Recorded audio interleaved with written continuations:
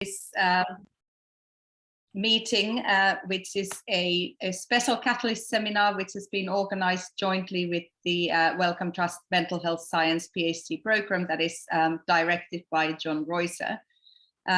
When Professor Harden's book was first published, there was a lot of interesting publicity, including a very nice feature article in the New Yorker, which I would strongly recommend people to read.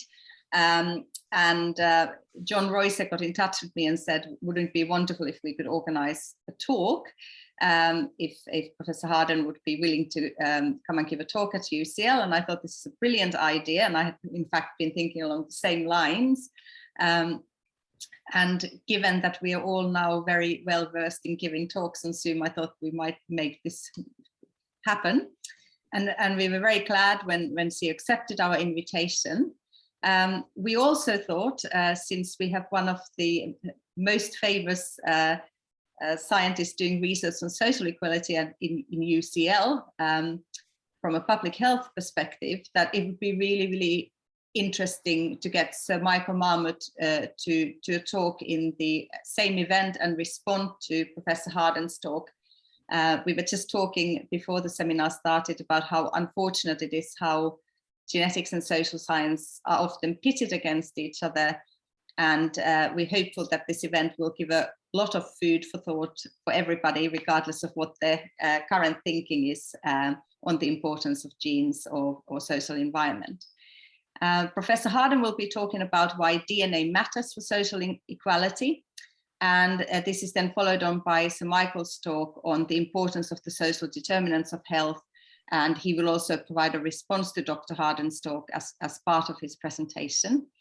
I will then invite Professor Harden to have a short response after Sir Michael's talk, and then we will open the Q&A to the floor. If you have questions, as you listen to talk, please write them to the chat. We will try and take as many as we can, but we'll also try and pull out some coherent themes from the questions.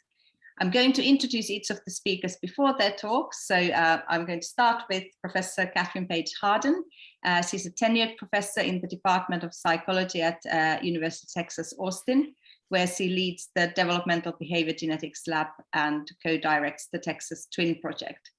She's the author of The Genetic Lottery, Why DNA Matters for Social Equality, the book I just mentioned. And this book provides a provocative and timely case for how the science of genetics can help create more just and equal society. I strongly recommend you read the book and the feature article in the New Yorker that I just mentioned. And I'm really, really looking forward to your talk, Paige. So the floor is yours. Thank you so much for that lovely introduction, and also for inviting me. When you write a book, it's really an exercise in relinquishing control. You have control over the text on the page, but very little control over who reads the book and what they take away from it. And to have a reader as eminent as Sir Michael and as curious as this group is really an author's dream. And I've been looking forward to this talk for several weeks now. I'm really excited for the conversation that we might be able to have. I'm going to share my screen, which I cannot do without saying I'm going to share my screen, even after all of these weeks and months of Zoom talks. Can everyone see that appropriately? Yes, and it's advancing. Yes. Okay, so the subtitle of my book is Why DNA Matters for Social Equality.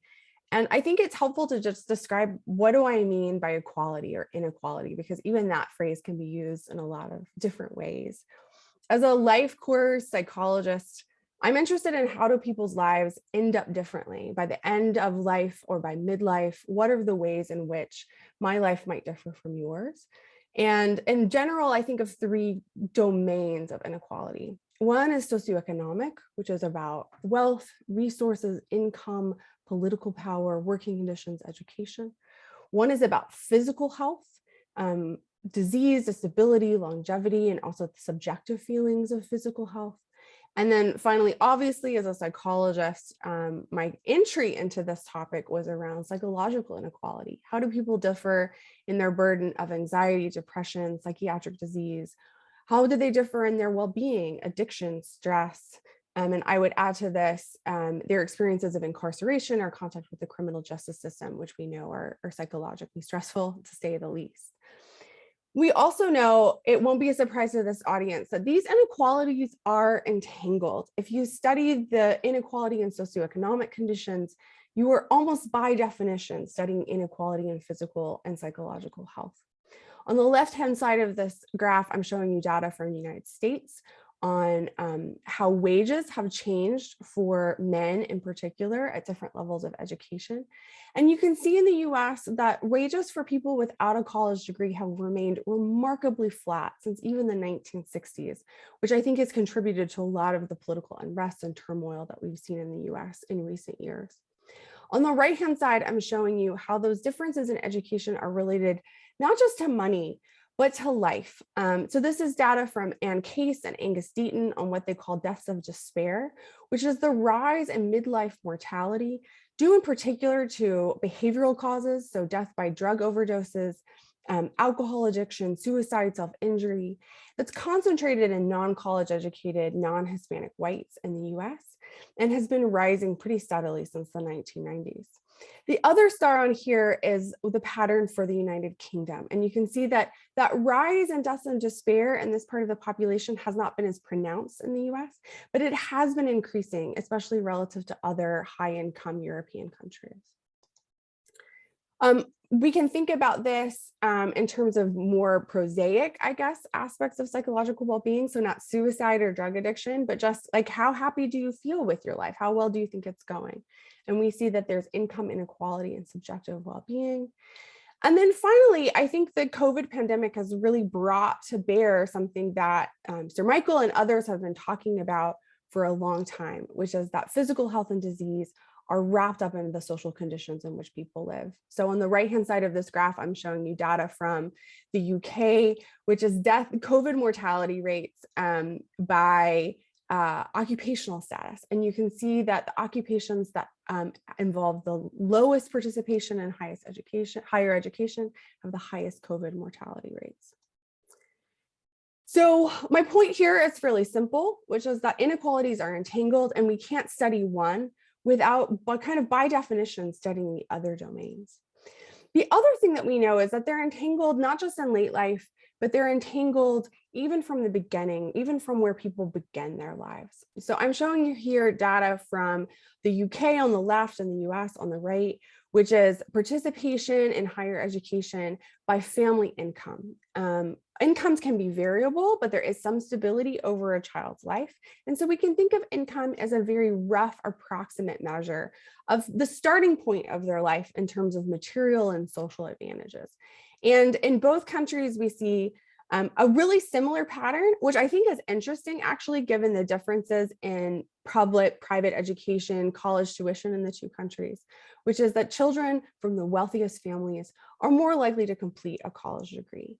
And as I just described, college isn't just about college. College is really a fault line in both the US and the UK that makes a difference for how much people get in terms of their access to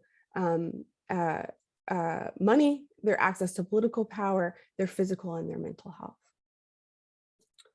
So when we think about these starting points, when I show a graph like this, we're observing a correlation, the correlation between family income and the likelihood of college graduation. On the one hand, we know that this correlation is not destiny. We can think of rich children who have struggled in school, poor children who have succeeded. We can think of this correlation as tapping a wide variety of mechanisms, many of which we don't understand on many different levels of analysis.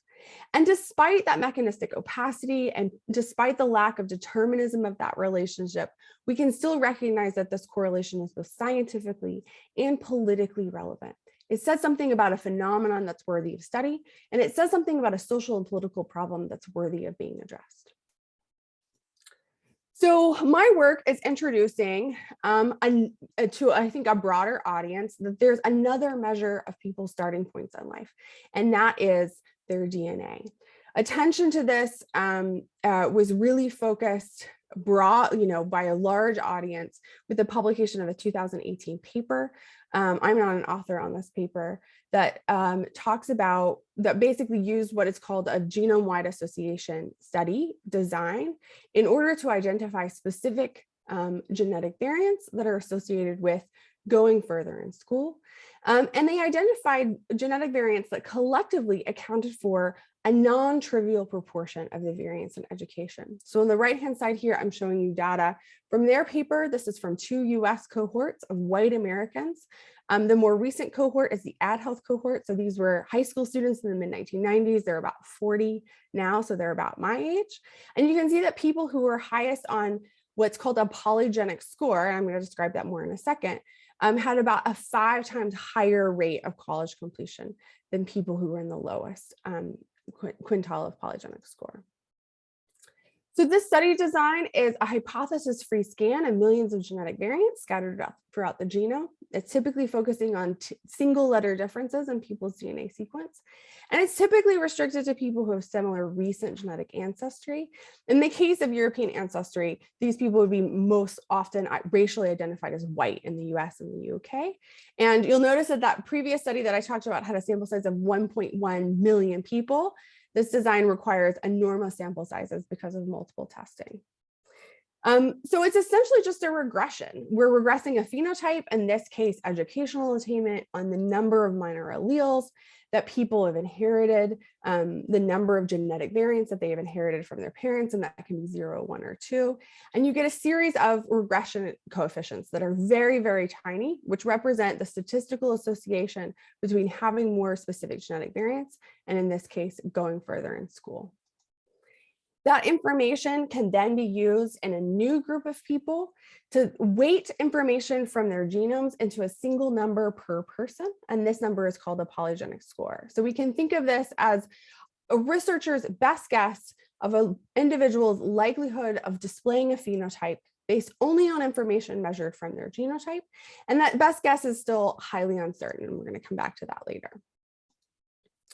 It's really important to note that if we're thinking about this as a regression, this is a correlation between the DNA variants people have and their likelihood of showing a phenotype, the DNA can actually measure the environment. It can measure the environment in terms of the long arc of human history. So people who live in different geographical regions might differ in a phenotype for cultural reasons and also differ genetically by virtue of genetic drift. People share DNA with their parents and siblings. So my DNA might actually be measuring something about my parents and how they've treated me. And people with different DNA might evoke different responses from the social environment. And this was a classic example about redheaded children that, I have a gene that gives me my hair color, but that might produce an effect via some social bias or some discriminatory process that's responding to my phenotype. And we would really think of that as an environmental process. So just as measuring a child's income is a crude indicator of many processes, some of which might even be biological, a DNA measure is also a crude measure of many processes, some of which we might think of as environmental. With that being said, if we look at educational inequality by these two crude metrics of starting points in life, income and DNA, we see that the observed disparities, the observed inequalities that we see are pretty commensurate between these two things. I've talked about education, and I said at the beginning that education is relevant to health, but I can give you another example of applying this GWAS methodology to something more psychological, and that was our recent study on externalizing psychopathology, where we did apply a GWAS lens to 7 phenotypes that are all related to disinhibited behavior or rule breaking over the lifespan. You'll see that the sample sizes for this ranges from 50,000 to 1.2 million people. And what we did is we tried to identify genes that were associated with a cross-cutting liability to all of these forms of disinhibition. We then used those results to construct a polygenic score and went into electronic health records where we saw what were the electronic health record codes that were correlated with this polygenic score. And what I really want to point out here is that the genetics of psychology are not limited to your brain. So the genetics of something that we discover associated with a psychological condition, which is externalizing, is correlated with disease in every bodily system, from cancer to bronchitis to HIV infection. And that's because disease is about behavior and disease is about exposure. And those things are related to our psychology, both within a generation, but also stretching back generations. There is no studying the genetics of socioeconomic status without studying the genetics of health and vice versa. So I really think of these as two sides of the same coin. And this was really illustrated really, I think, lovely in a lovely figure by Sophie von Stoom, who might be here today with her in a paper that she did, where she looked at educational achievement at age 16 by deciles of SES and deciles of that polygenic score.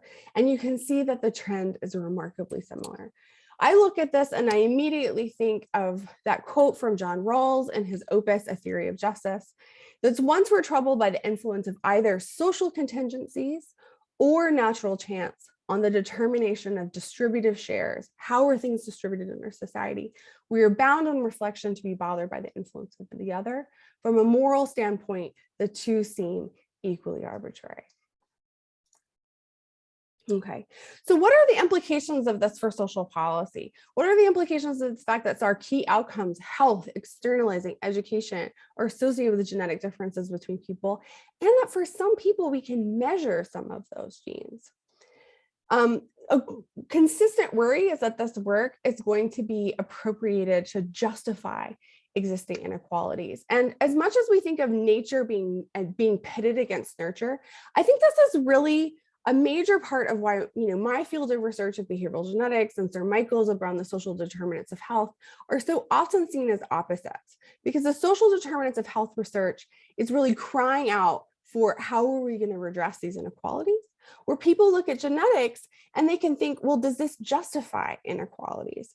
So it's not really about the science, it's about the way the science is interpreted in terms of the narratives of who is responsible for what, that they're often, I think, inaccurately portrayed as competing. But in fact, the existence of genetic influence doesn't mean that outcomes are fixed, innate, immutable, and it doesn't mean that social policy is useless or ineffective. We can talk a lot of examples in the discussion, but I think a really great example is family therapy, which, there's one study that did this lovely integration of looking at a polygenic score for risk for alcohol abuse by a randomized controlled trial for a family therapy for adolescents, and found that family therapy reduced adolescents' risk for alcohol abuse and did so preferentially for adolescents at elevated genetic risk. So this gene by intervention effect. So we have a genetic risk for alcohol that is ameliorated by a family therapy that teaches families how to communicate and monitor their teenagers' behavior. At the same time, I think for many applications, it's premature for us to think about personalized interventions or things targeted at individuals. And we can talk about why I think that's true in the discussion if you'd like. So what it does do, what does genetics do for us? It does give us a new scientific tool for identifying modifiable environmental risk factors. It does provide good return on investment in studies trying to detect average treatment effects by improving statistical power. And it does give us a powerful tool for understanding who's being served and who's being left behind by our existing roster of environmental and social interventions and policies. I want to give you a specific example from an American context that's been really influential in my thinking, and that's the Americans with Disabilities Act. So the Americans with the Disability Act was a piece of federal legislation signed into law by the first George W. Bush, or by the first George Bush in 1990. And it prohibits discrimination against people on the basis of disability in their full and equal enjoyment of any place of public accommodation. So if you go into an American courtroom, for instance, there needs to be wheelchair ramps. They can't just have stairs. When I teach my class at a public university, I have to provide closed captioning for hearing impaired students. The US Department of Justice described it as the ADA guarantees that people with disabilities have the same opportunities to participate in the mainstream of American life. What I find so interesting about the ADA, it's two things. One is that equality is not sameness. The law does not pretend that everyone is equally able to walk, And it doesn't say that if we treat everyone the same, that that's sufficient to achieve equality. What's being equated is participation, and that actually requires accommodation and actually seeing recognition of difference. The second thing is that under the ADA, the cause of someone's differences in functioning are irrelevant to their claims on society. If someone is in a wheelchair by virtue of a congenital genetic condition versus a car accident, the fact that it's genetic or environmental doesn't matter. What matters is their claim to participate as equals. So when I'm thinking about how do we take genetics towards our responsibility, towards building a more socially equal world, I want us to begin to imagine, what does anti-eugenic social policy look like? What does it look like if we take an ADA mentality to thinking about economic and social structures vis-a-vis psychological differences, not just physical structures vis-a-vis physical differences? All right, so to close, I just want to say that your genotype is a part of your starting point in life. It's just a morally arbitrary stroke of luck that makes a difference in your life chances. But the existence of genetic influences does not obviate our responsibilities to work for a more equal society, but it gives us a new tool for understanding the impact of the environment. And in my perspective, research on the social determinants of health and research in behavioral genetics can be seen as two sides of the same problem, which is how do we strive to achieve a fair society when people differ in their luck in life? So I will end there and turn the floor over to Sir Michael. That's wonderful, thank you. That was a real tour de force, and you packed a lot in. And I'm sure Sir Michael will have a very interesting response to this. So Sir Michael Marmot has been Professor of Epidemiology at University College London since 1985. He's an author of several important books about health inequity, including The Health Gap, The Challenge of an Unequal World, and Status Syndrome, How Your Place in the Social Gradient Directly Affects Your Health.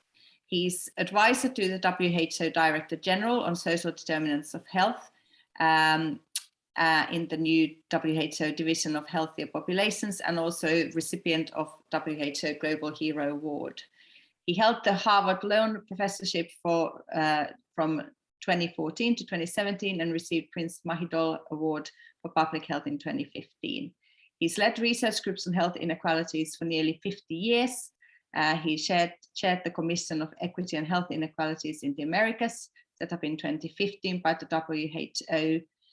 He was also chair of the Commission of Social Determinants of Health, which was set up by the WHO in 2005, and produced the report entitled Closing the Gap in a Generation in August 2008. And at the request of the British government, he conducted the Strategic Review on Health Inequalities in England post-2010, which published its report Fair Society, Healthy Life in February 2010. And this was followed by the European Review of Social Determinants of Health and Health Divide for WHO in 2014. And in 2020, the Health Equity in England Marmot Review 10 years on. And he's also reported on the impact of COVID-19 in Build Back Fair of the COVID-19 Marmot Review. So I think he's very well qualified to respond to Professor Harden's talk from a public health perspective, and then hopefully we will have a very interesting conversation afterwards.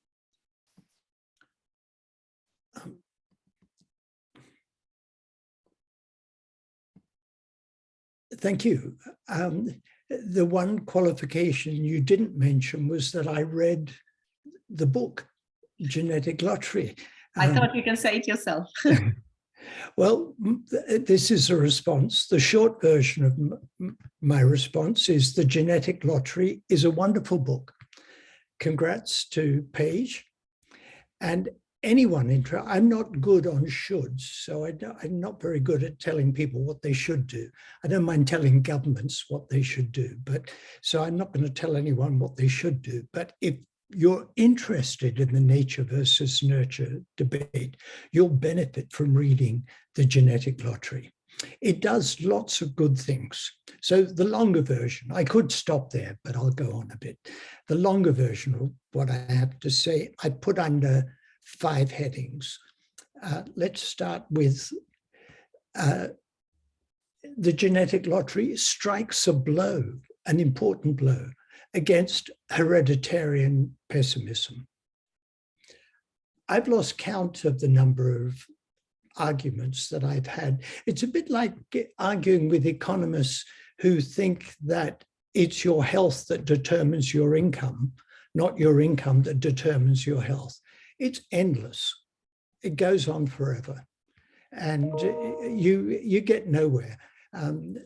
It's our starting premises are different, and we end up on different sides of the fence. And I've had the same thing with genetic determinants, and they would no doubt say the same about me, that I keep thinking everything's social, they keep thinking everything's genetic. Read Paige's book. She strikes a blow against hereditarian pessimism, because one of the arguments, so the opening line of my book, The Health Gap, was why treat people and send them back to the conditions that made them sick. A dyed-in-the-wool genetic determinants to say the conditions in which people are born, grow, live, work, and age are irrelevant. It's all genes. And in fact, your genes determine your environment. So forget all this social nonsense. It's all in the DNA. Paige does not say that. There are behavioral geneticists who do say that, but she doesn't say that at all. So you mentioned the commission that I chaired for the Pan American Health Organization of Equity and Health Inequalities in the Americas. And this was our conceptual framework: structural drivers, political, social, cultural, and economic structures, the natural environment, land and climate change, history and legacy of ongoing colonialism, structural racism.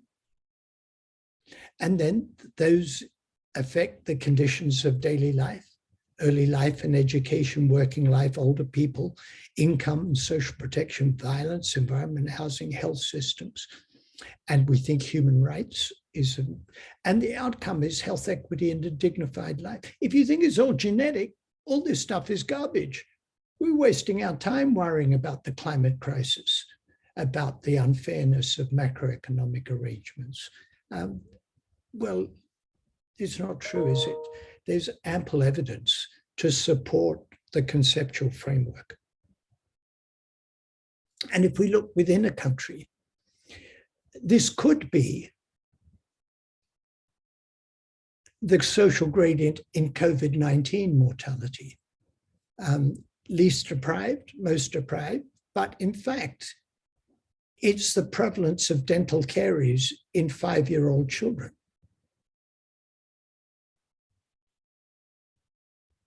The gradient in caries in 5-year-old children. It could be the social gradient COVID-19 mortality.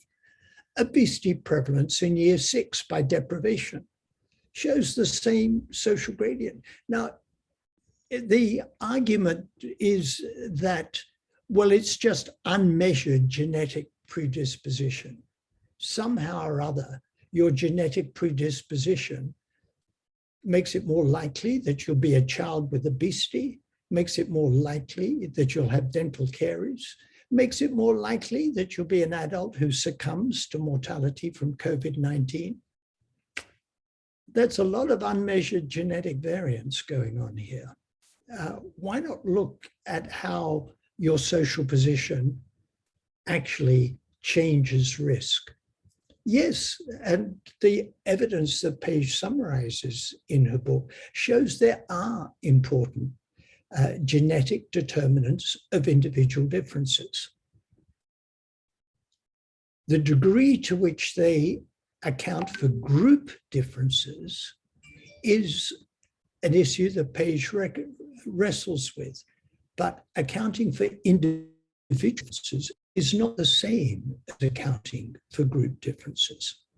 So in my English Marmot review, we had 6 domains of recommendations: give every child the best start in life, education and lifelong learning, fair employment and good work for all, having enough money to live on, healthy and sustainable places and communities, and taking a social determinants approach to lifestyle prevention. Again, if you thought all of this was the result of genetic differences, then all of these recommendations are irrelevant. Child poverty doesn't matter. 10% of children in child poverty, like in Finland, 31% like in England, somewhat higher in the United States. Doesn't matter, it's all genetic. It won't surprise you to know that I don't agree with that. And Paige Harden doesn't agree with it either. And my argument for proportionate universalism, of trying to combine universalist policies with targeting, saying we want universalist policies to level up with effort proportionate to need. Unless you've got some subtle view that all of this could be explained by your GWAS scores, or the genetic propensity that comes out of GWAS scores, then we need universalist policies with action proportionate along the social gradient. So UNICEF report card 16 looks at the number of points in time, this is for UK, number of points in time between infancy and age 14 when a child lived in poverty. Low word score at age 14, obesity, depression. And there's a lovely graph in Paige's book, which I've asked her for, but it's one step further than the one she showed us just now, which looks at the prediction of the polygenic scores within socioeconomic strata, or putting it the other way around, the prediction of socioeconomic strata within polygenic scores. They both predict these kinds of outcomes. Very important. And she puts twin studies in perspective. Twin studies, by and large, control for the environment. We've had people come and talk to us about twin studies, and they say it's absolutely clear the twin studies show that there's very little important environmental determinants going on. What the evidence that Paige summarizes, she says, twin studies show that heritability of child cognitive ability is lowest for children raised in poverty and highest for children from rich homes. Yes. And related to that, genes are less important for educational outcome in the USA than they are in Denmark. So my comment is, if Denmark were really totally socially equal, well then measures of the social environment really wouldn't matter, because there wouldn't be any interesting variation. If you equalize the social environment, all that's left is genes and chance. But in the USA, where there are much bigger inequalities, genes are less important. And I think that's a secret that the behavioral geneticists have been holding back from us, or else they haven't looked at it. But I've been wondering about this for years, and I keep trying to ask people this question. They say, well, look at the error term in our equation and blind me with statistical models. Paige lays it out, and I'm really grateful. Thank you. I've been asking this question for a long time, and you finally answered it. If we equalize the social environment, all that would matter would be genes. We can't control chance. But where there are big inequalities, the social environment matters much more. So it's not nature versus nurture. It's not how much is nature, how much is nurture. It depends on the circumstances. Control nurture, and all that's left is nature. Control nature, and all that's left is nurture.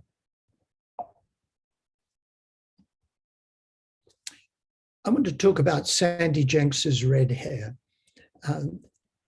And again, Paige deals with it. I dealt with it in a previous book.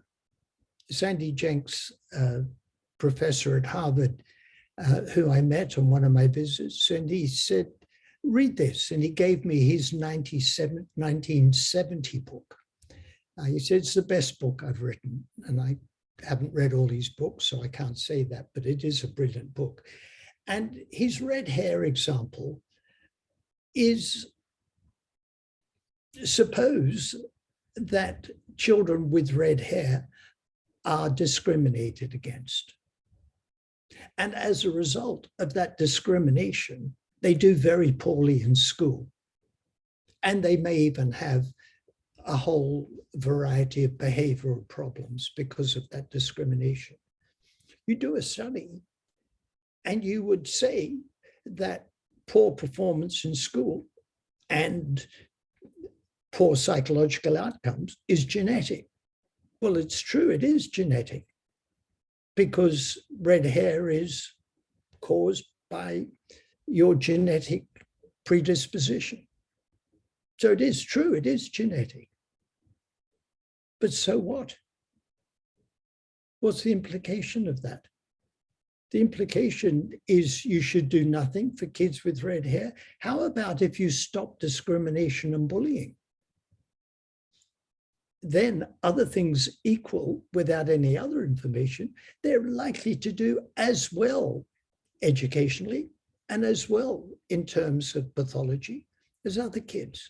So in other words, and again, it's a point Paige makes, and you know, I cheer her, that it's not destiny. Even if genes are the cause of red hair, but if red hair is the cause of discrimination, you can do something about the discrimination. That's not a cause that can't be interrupted.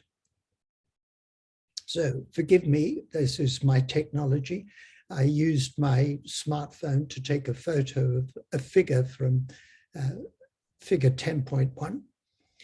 Crime, quintile of the polygenic index. The greater your polygenic index, the more likely you are to be convicted or arrested or convicted. This is Alice Springs in the Northern Territory of Australia. The largest building in Alice Springs looms over this whole town is the Supreme Court of the Northern Territory. For good, even bigger than the hospital. It's usually the hospital is the biggest building, but no, it's the Supreme Court.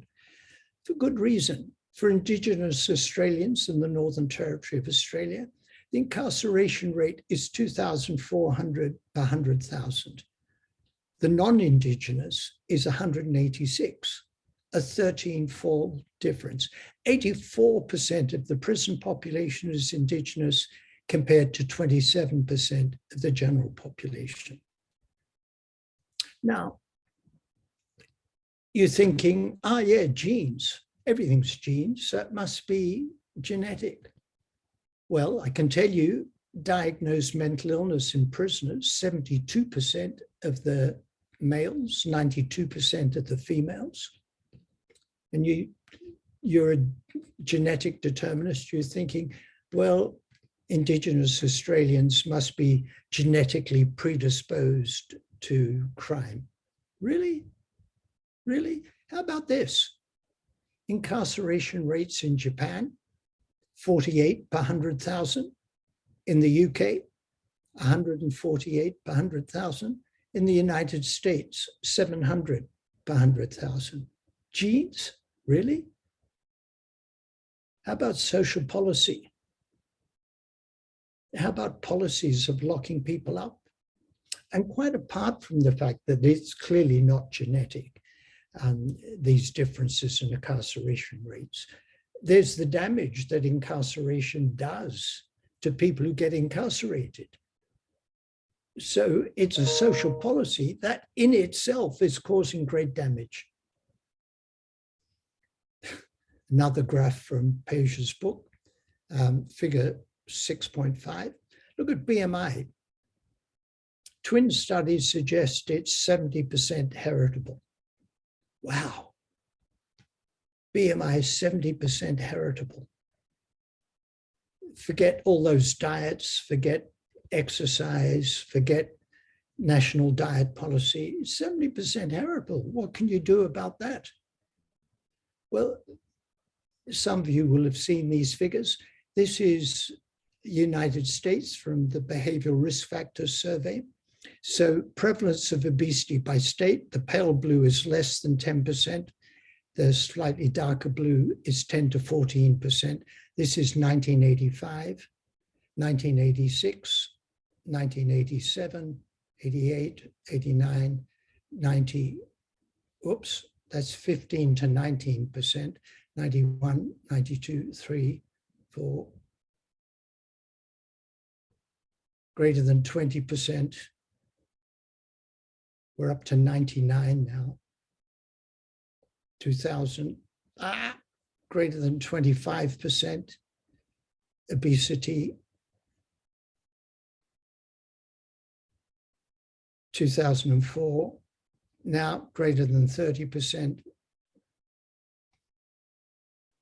Wow. What did we say? That BMI was 70% heritable?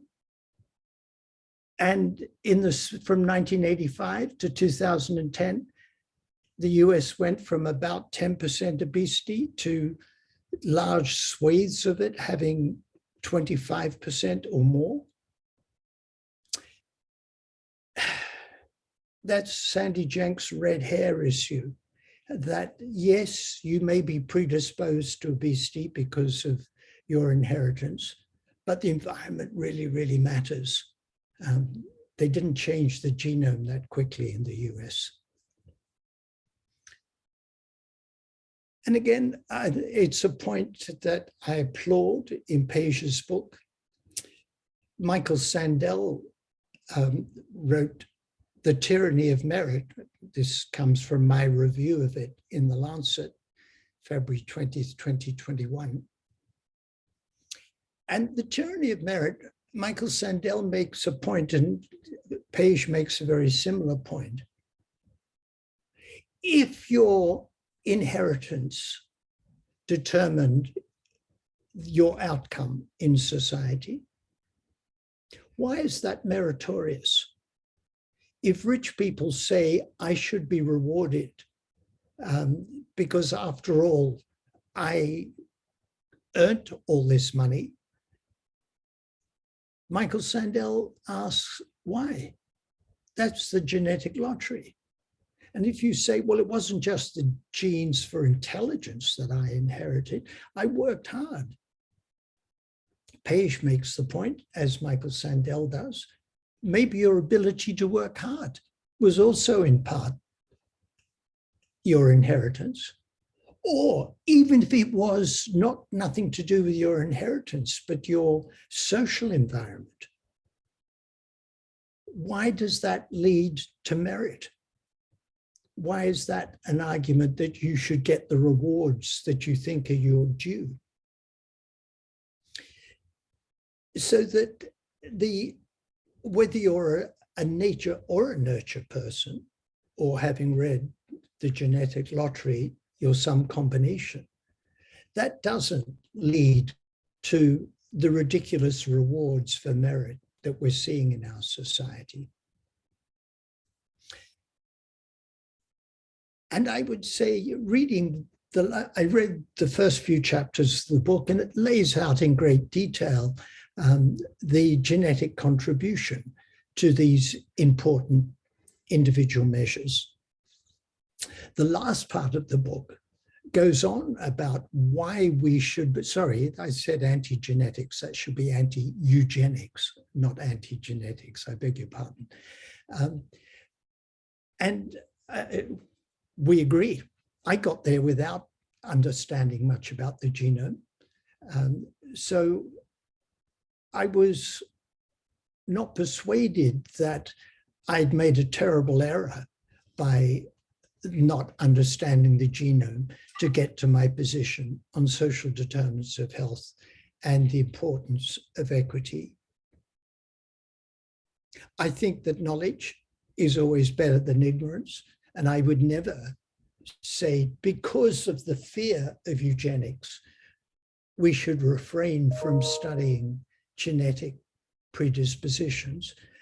because we certainly within medicine, we know they're potentially very important. Tailoring therapy and the like.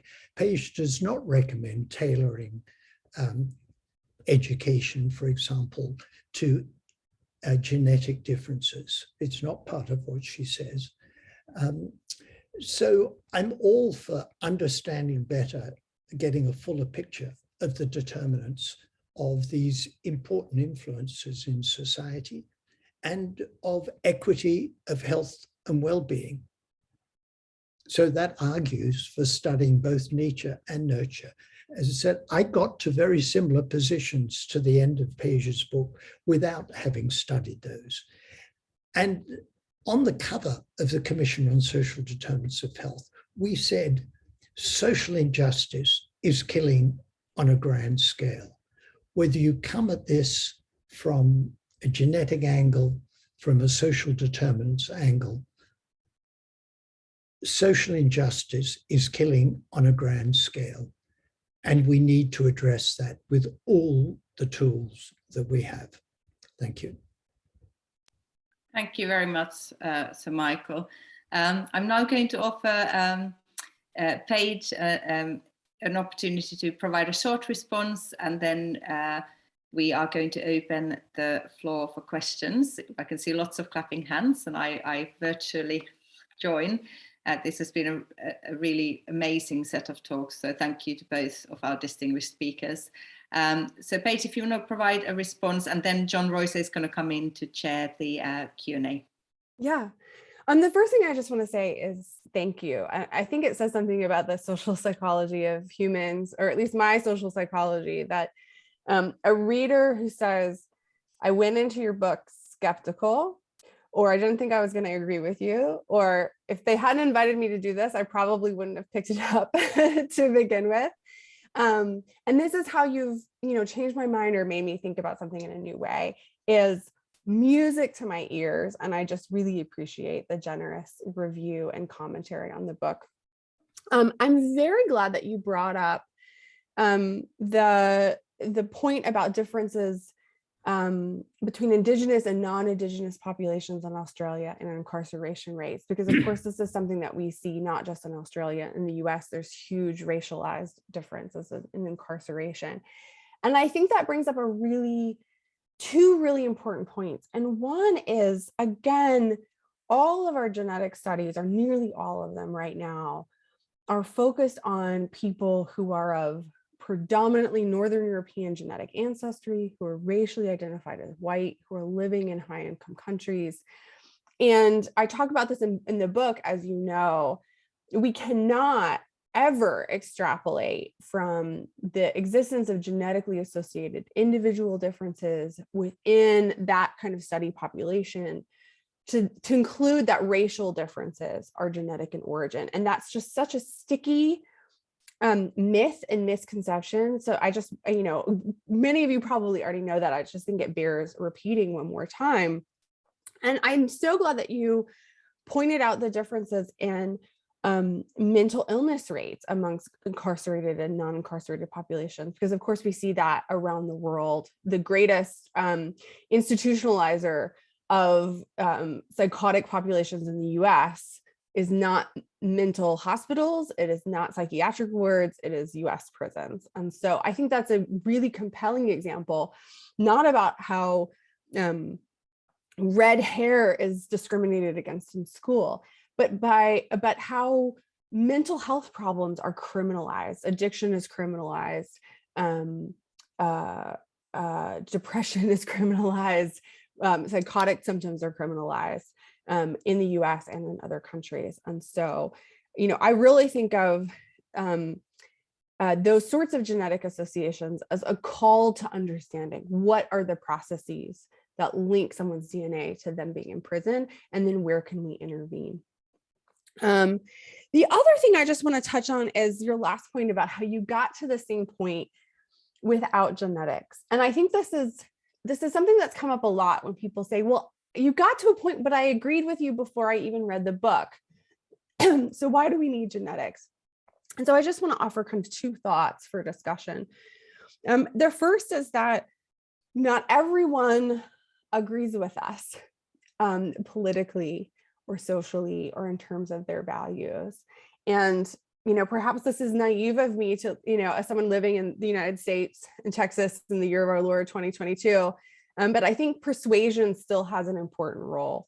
And to the extent that genetics has, because of the power it has in people's imagination, a unique role to play in the rhetoric about equality, and in particular in the rhetoric and sort of undermining this appeal to merit and desert, and sort of undercutting some of the inequality tolerance that we see in American society.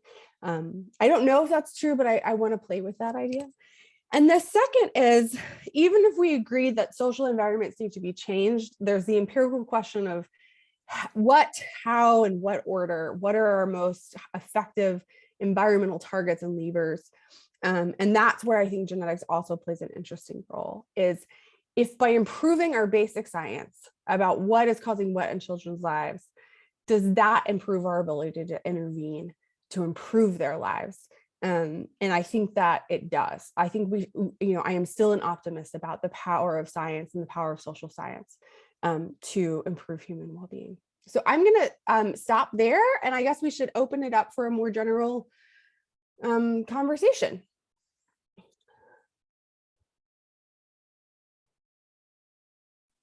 John, are you ready to step in? I am. Thank you, Essie, and thank you, Paige, and thank you, Sir Michael. It really has been an absolutely fascinating discussion so far. I would like to invite anyone in the audience to post a question. We do have probably about half an hour. We've tried to leave plenty of time for discussion, which is often the most interesting part of these kinds of symposia. So please, I encourage everybody, please do put your points in the chat, and I will try to come to you, and I might try sometimes to group them together. I may message you to ask if you would like to ask the question live yourself. So I want to start off, Paige, by asking a question to you, which I think gets to the sort of heart of this question, and whether, if there is any kind of disagreement here, I think this may be where it is, which is really around the question of gene-environment correlation. And I have to confess at this point, this is not something I understood in the slightest until I came and I joined UCL faculty, and I was recruited by Essie to teach on her Genes and Environment course. And I discovered this incredible idea, which I really think is very poorly understood, even among scientists, and especially amongst the broader public.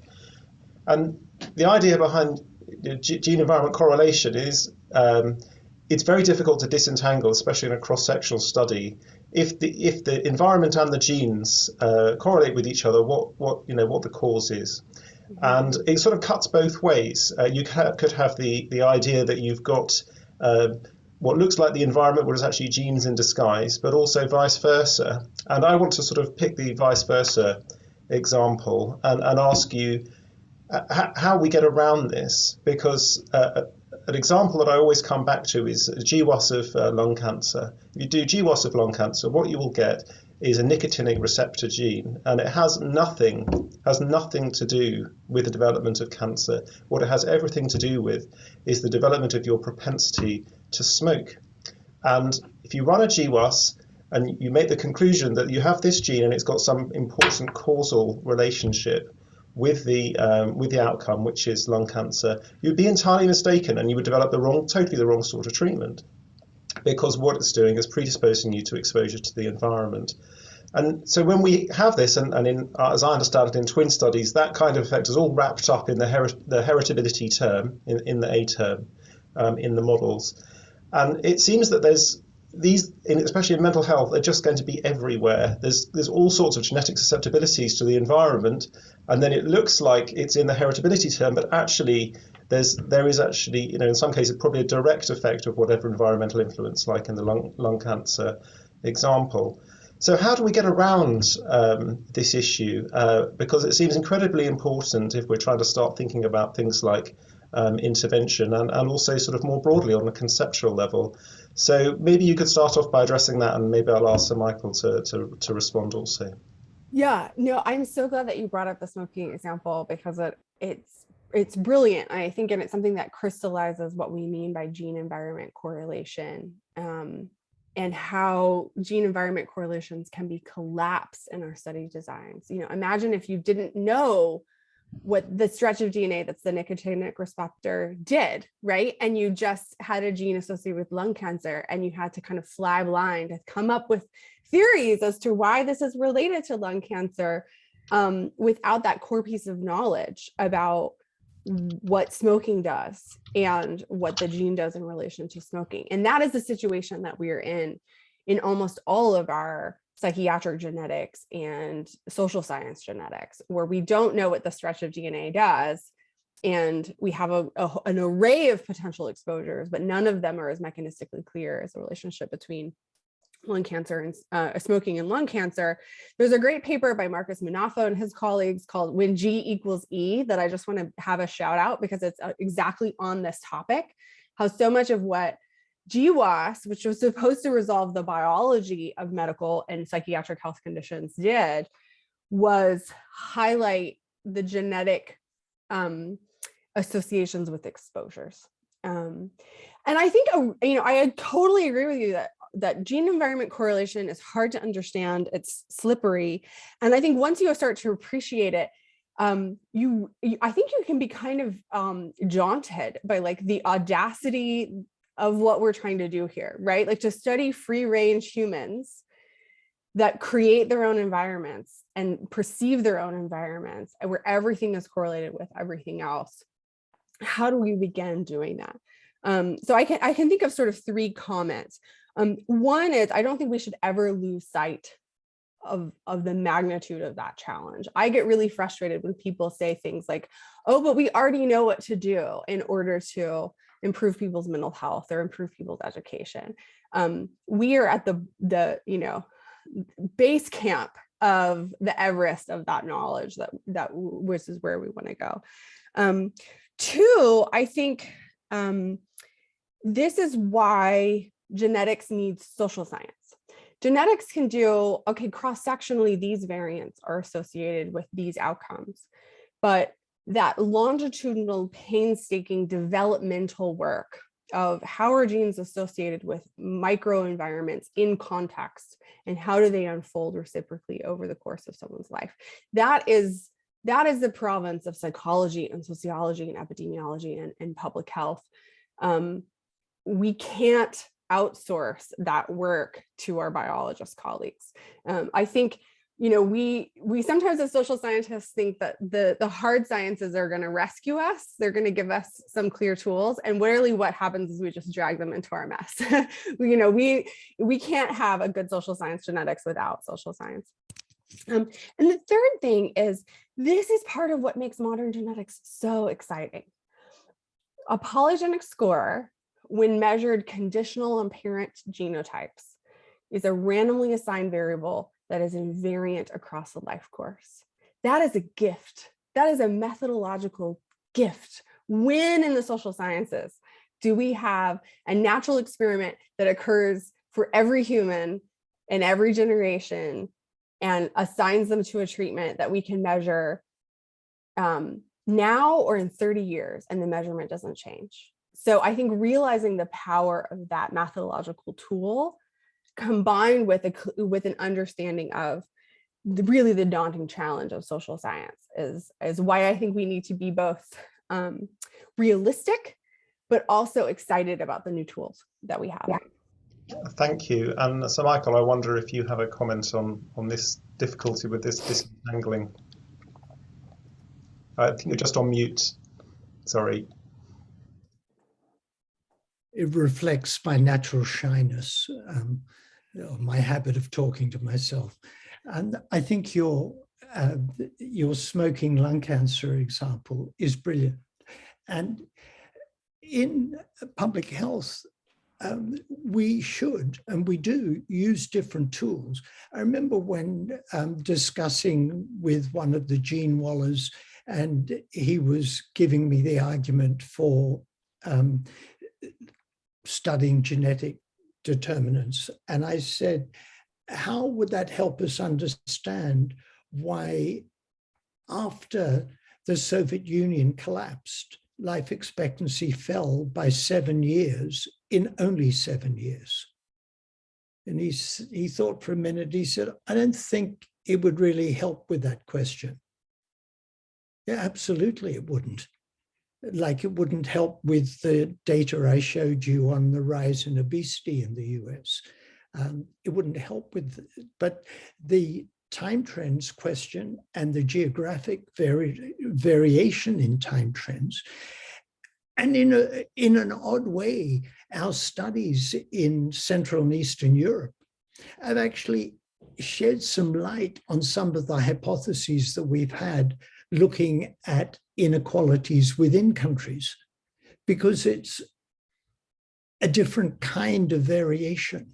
So even if you could, using the kind of analysis Kate Paige has been talking about, look at individual differences and predispositions within countries, for precisely the reason Paige said about comparing racial differences, comparing cross-nationally and particularly over time, we're looking at a different source of variation. And then the public health question is, you know, smoking's probably a pretty bad thing to do, even if only some people were likely to get addicted and get lung cancer. It's probably a pretty bad thing to do. Now, that's not true with all our interventions, where you could say it's worth doing it regardless.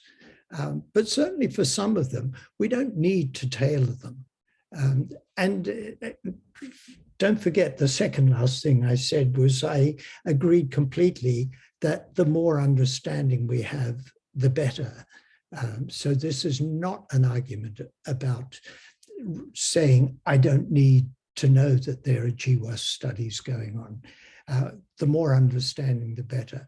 But some of our interventions don't really need that knowledge, because I think you could, and Paige talks about in the book, you could think about perhaps 3 kinds of genetic influences. One is the Huntington's disease that you talk about. Got the gene, get the disease, not much you can do about it. The other, I think, Paige, you talk about was phenylketonuria.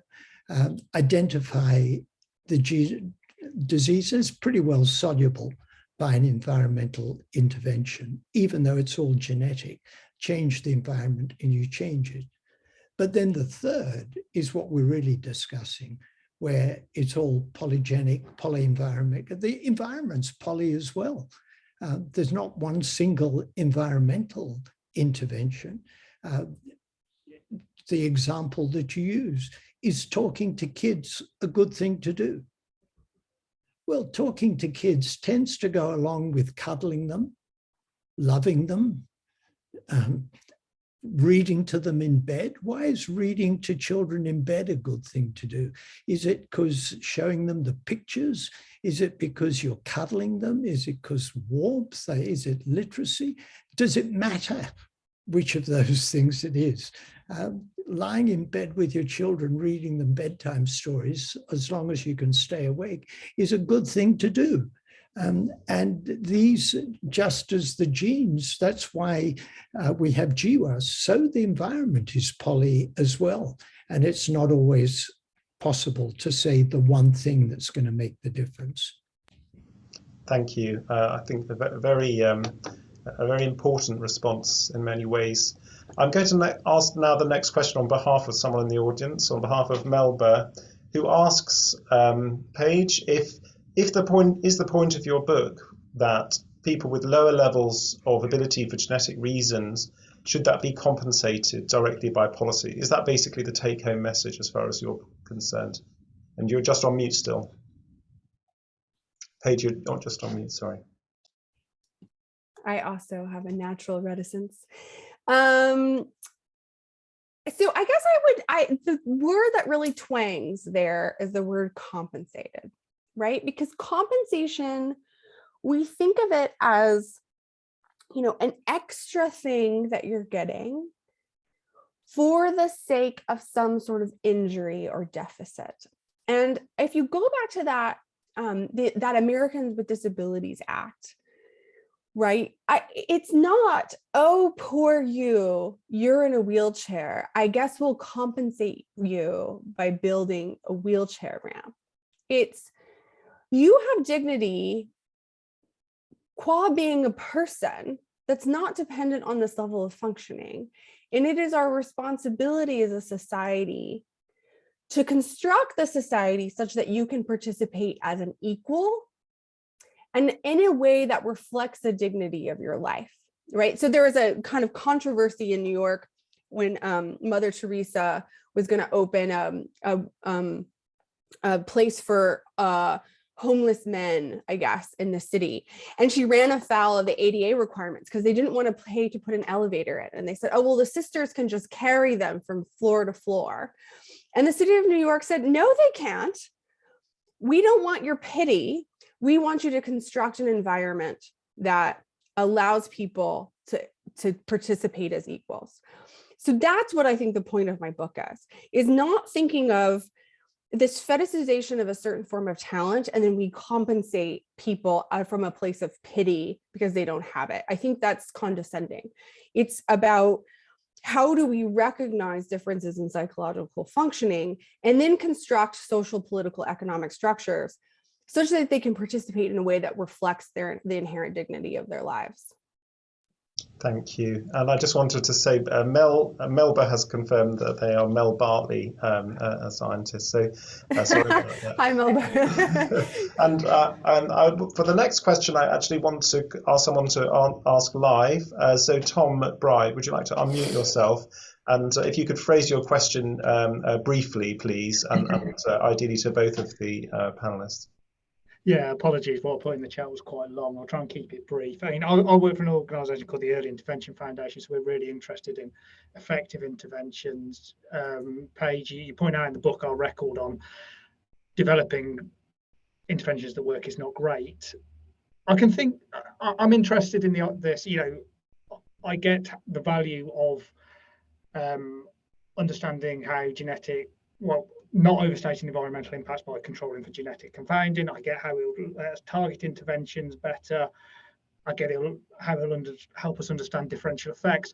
I'm less clear in many cases how it would let us design better interventions. You know, if I think about something like the word gap, even if that's exclusively genetically predetermined, we're still going to be looking for similar interventions which are about structuring early language development. So the smoking example was nice, but do we genuinely think this is a step change in how we design interventions? Yeah, so I think that's such a good question and actually such a hard one. And I recently had a small meeting in Austin with a group of people that are all interventionists. It was really focused on this question, which I think is actually getting at its core, a kind of in a much more basic question, which is, what is the relationship between our basic observational social science, our understanding of what is, and the most effective way to bring about what could be? What is the relationship between those two bodies of knowledge? And they're clearly connected in the sense that we think that causal inference, good causal inference, is ultimately about understanding counterfactual dependence, right? Like X causes Y, such that if I change X, I can bring about a change in Y. But so often in our interventions, we're attempting to change things sort of outside of the bounds of of the variation that we can observe. I mean, I think this is back to Sir Michael's point about BMI, right? Where it's like, you know, what would happen if we were in the food environment of the 1950s is so outside of the range of the variation that we can observe within circa 2022 Britain that it's hard to extrapolate from point A to point B. So I think it actually turns out to be, you know, it's not a guaranteed payoff for every intervention, but more like to the extent that we understand what are the causes and the causal chains better, and what are confounds, what are things that appear to be causes but are actually just hitching a ride with what's truly the relevant cause there. Does that allow us to have a better, more fertile imagination for designing interventions. But I think it's important to that translation of basic science to the science of change, I think is like a more difficult question than often we give credit to. So basically, I'm just like echoing that the fact that I think that's a difficult problem, but I don't think it's a difficult problem just about genetics. Essie has her hand. Thank you. Yeah, I want to bring Essie in here, who I think wants to make a related point. I have a very quick addition, and would be nice to hear what Sir Michael thinks about it as well. I mean, I often think about these gene environment correlation findings as something that we don't necessarily even need to find the genotypes. It's actually informative to know that this is a phenomenon that happens, because that can help us think about particular social interventions in different ways. So if I think about my own research area, which is about how children come to develop disruptive behavior disorders, these children come in variety of different flavors, as do their parents and their families. And this understanding that the social environment is co-created by people who have different cognitive abilities and difficulties can help you formulate in clinical practice. So instead of we're now going to just apply this sort of reinforcement program blindly, for instance, you might think this needs to be tailored within the capabilities of these different individuals who have different, both genetically and environmentally influenced propensities. So to me, that is the sort of the point of kind of, yes, universal interventions have their place, but there is also a place for tailoring that takes into account individual propensities, which I'm not claiming are all genetic, but I think genetics have a role to play there. Thanks, Essie. Oh, go ahead. Paige, I'd actually like to bring in Sir Michael to respond first, if you don't mind, but then we'll come back to you after, maybe. Let me give you a problem that I have. We know that the proportion of children age 5 who have a good level of development is highly predictive of lots of important things. It predicts how well kids do in school. So readiness for school predicts how well they do in school. The education you get predicts income, occupation, where you live, and those in turn predict health and health inequalities. If you're Case and Deaton, they predict deaths of despair. And it all starts, well, it doesn't start, but the proportion of children age 5 with a good level of development is strongly predictive. What we know in Britain, all around the country, is that children eligible for free school meals, in other words, it's a means-tested benefit, the poorer kids do worse at age 5 on average. But the gap between the poorer kids and the average varies enormously across the country. In East London, in Hackney and Tower Hamlets, it's something like the average of children age 5 with a good level of development, the average is just over 50%, which is a bit higher than the national average. And the proportion of children, poor kids, eligible for free school meals is about 46%. The gap's 4%. In Bath and Northeast Somerset, the gap's about 35%. The poor kids doing really poorly in nice, rich, wealthy, lovely Bath and Northeast Somerset. UCL colleagues have pointed out to me that the context might be really important. And so my question is, I'd like every kid in the country to have a good level of development age 5, because it's not a very high bar. There may be big differences in maximum capacity, but we're not talking about a very high bar to get above that barrier of, quote, good level of development at age 5. But I'd like the poor kids to be able to catch up. And I'd like to know, firstly, what's going on, why Hackney, they're doing better in poor East London than they are in comfortable Bath and Northeast Somerset, what's going on. And I'd like to know how understanding the polygenic scores would help me understand why Hackney's doing better than Bath, and how that would help me design the intervention.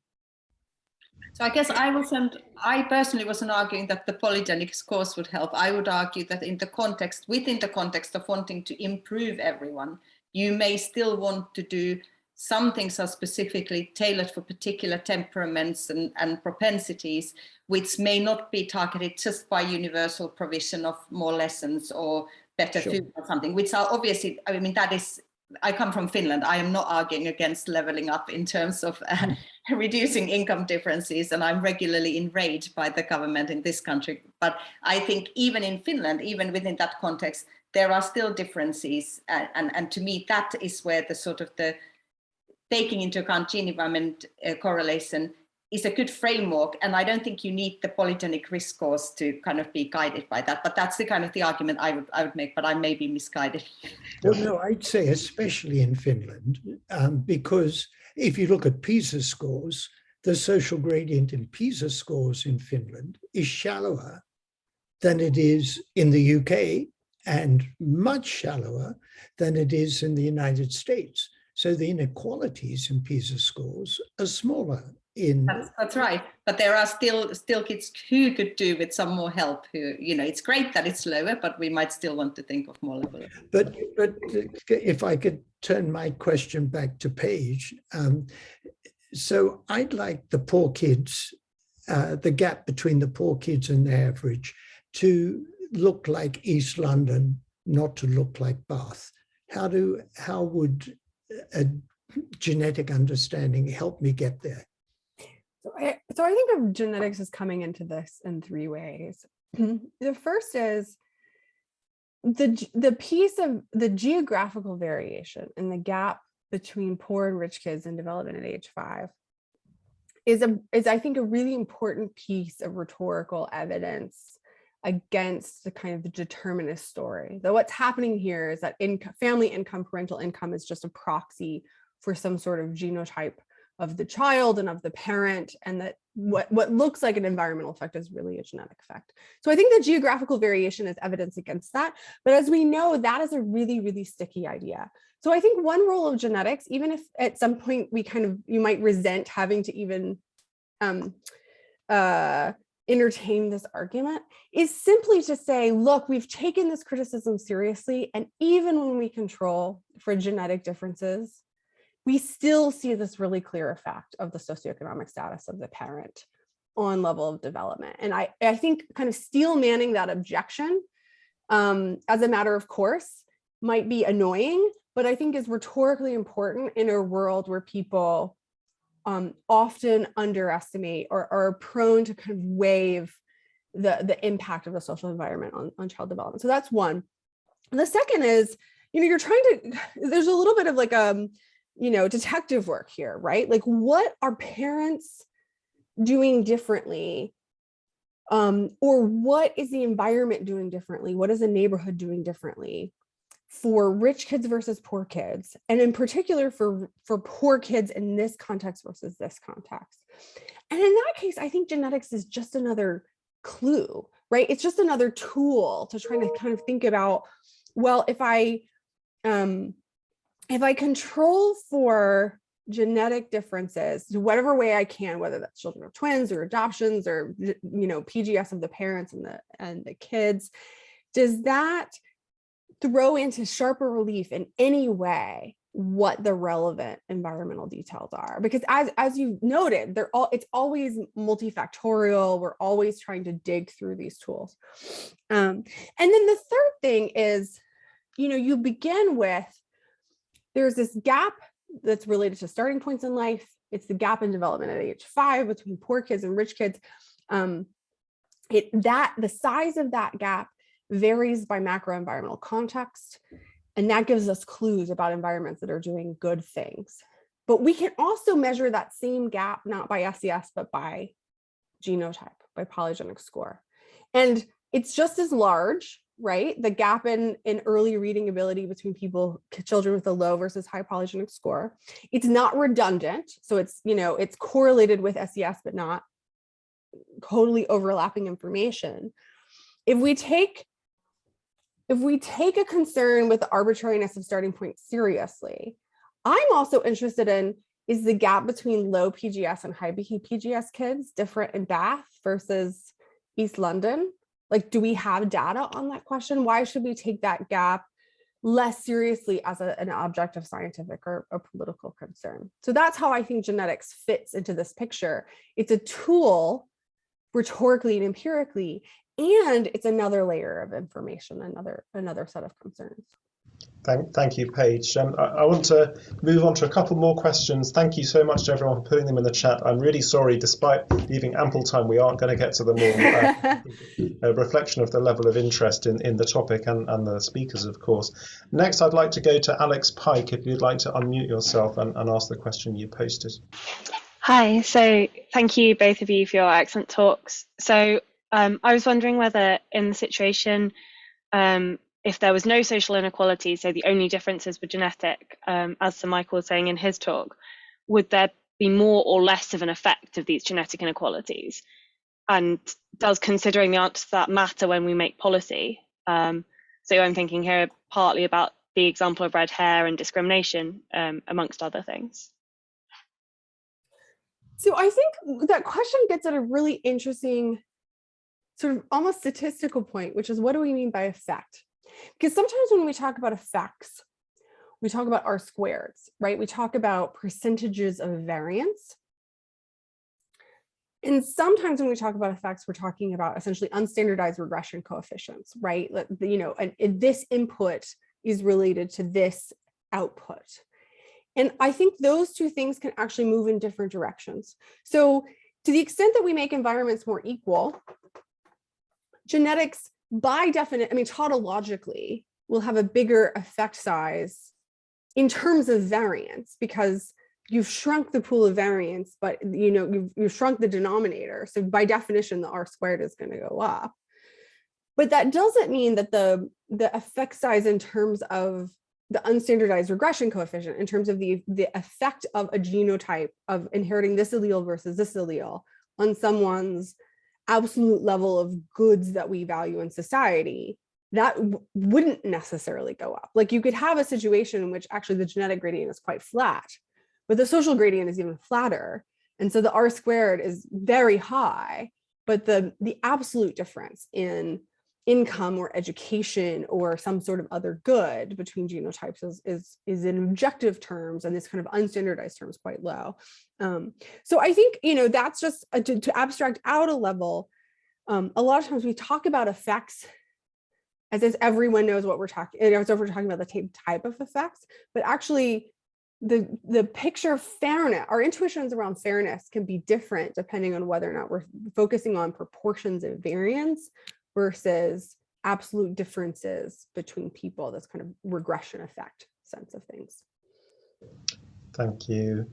And I'm going to go on to what maybe either the last or the penultimate question, depending on how long the answer takes. And I'm actually going to direct this one to Sir Michael first, but Paige, I'm sure you'd like to comment as well, which is really about whether using polygenic risk to study social determinants actually makes sense, given that there is a lack of validity of prediction in non-white samples, a point that you rightly raised, Sir Michael, in your talk, I think, and also that these are obviously the groups who disproportionately experience these adverse social determinants. So this seems to be a bit of a thorny issue, and I'd be interested to hear first from Sir Michael, as I say. Well, let me come at it from an angle. In my recent reports, we've used the idea of do something, do more, do better. And I could link that to Paige's idea that inequalities in educational outcomes in the US are more linked to social determinants than they are in Denmark. So do something. Now, we use that in the context. If you don't have clean water and you don't have nutrition and you don't have housing, do it. And don't worry about genetic predispositions to tuberculosis or cholera. Just get the clean water there. And don't worry about individual differences in susceptibility to the Vibrio cholerae. Just do it. Do something. It'll make a big difference. I use the example in Do More. I don't like to talk about Afghanistan today because it's such a painful area. But the data we had that 80%, thereabouts, between 70 and 80% of women in Afghanistan say it's acceptable for a husband to beat his wife.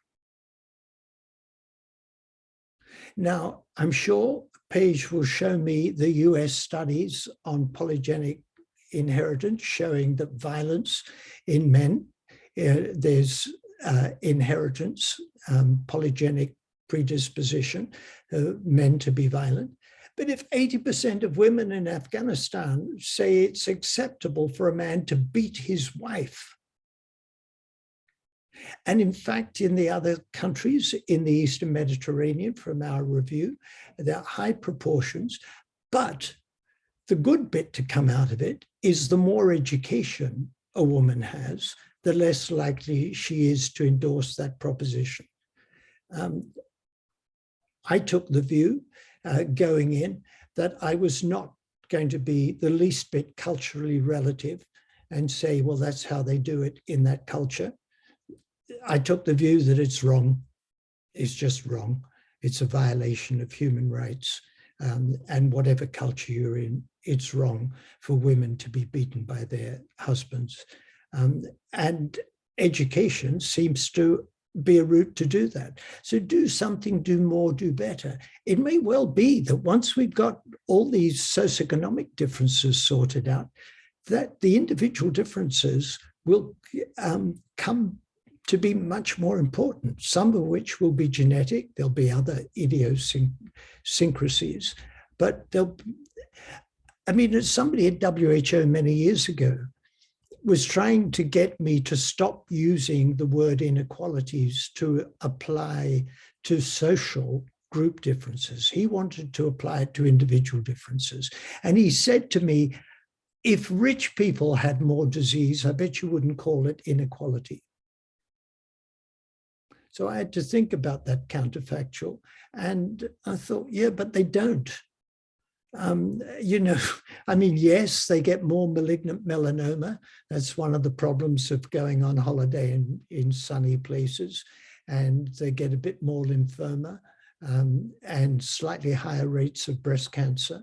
But overall, life expectancy, wherever we look, follows the social gradient. So they don't. So it's an interesting counterfactual. And as an intellectual, I ought to ask the question, would I call it inequality if rich people got more of it? But on the whole, they don't. So it doesn't really arise. And that's where the unfairness comes in. Now, having dealt with the unfairness, the individual difference question may have nothing to do with unfairness. It may be to do with the genetic lottery. And that's entirely appropriate to understand why that comes about and to act on it. Thank you. And I just want to bring in Paige for a sort of final response on this this issue about the validity of these polygenic risk scores outside the Caucasian samples. I love that. I'm sorry, my neighbor has hired someone to trim trees. So there's literally a man with a chainsaw like right here. So I apologize for that. I love the phrase, do something, do more, do better. I think do something means we need to be collecting genetic data from globally diverse populations, and we can never expect to be able to bring the amazing power of genotyping technology to bear on the problem of children's lives. In the US, less than 50% of public school children are white, of predominantly European genetic ancestry. There's a ton of people who do education intervention work that actually are excited about the idea of integrating genetics, and they feel really hampered by the lack of tools relevant to their study populations. So that's an urgent need. At the same time, we can also think about universalism. And even if we end up with like a three-way interaction effect in studies, intervention by race, by genotype for that group that we do have relevant genetic information, we might end up discovering a path forward that's useful not just for that group but for children generally. And I think we shouldn't underestimate the fact that some of the things that work best in education work best for everyone. They're best practices. And so, you know, this is, I basically like completely agree with this as a limitation. And this is why it's a really exciting time to be in this field, because let's think about what we can do next year, 5 years, 10 years from now.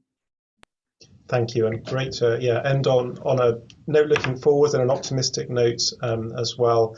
Unfortunately, we have reached 4 o'clock. It's just flown by. I want to thank Paige and Sir Michael for, in many ways, inspiring talks, and really the level of debate and the level of discussion has been incredibly high, and I think everybody has really benefited from this discussion.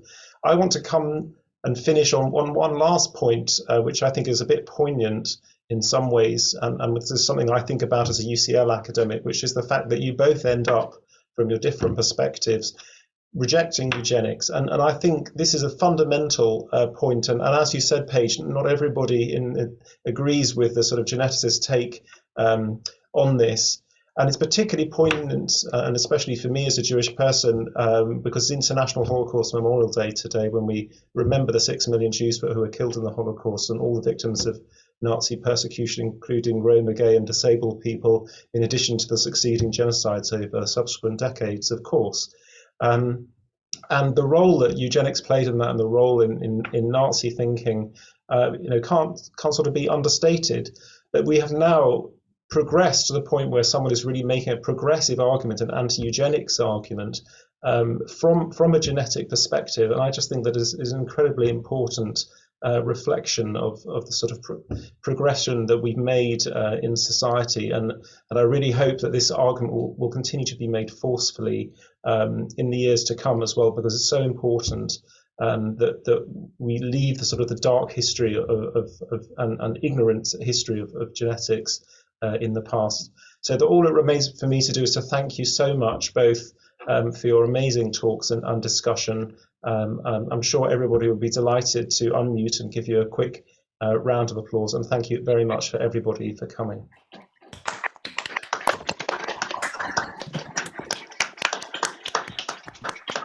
Thank you on my behalf as well. Thank you, everyone.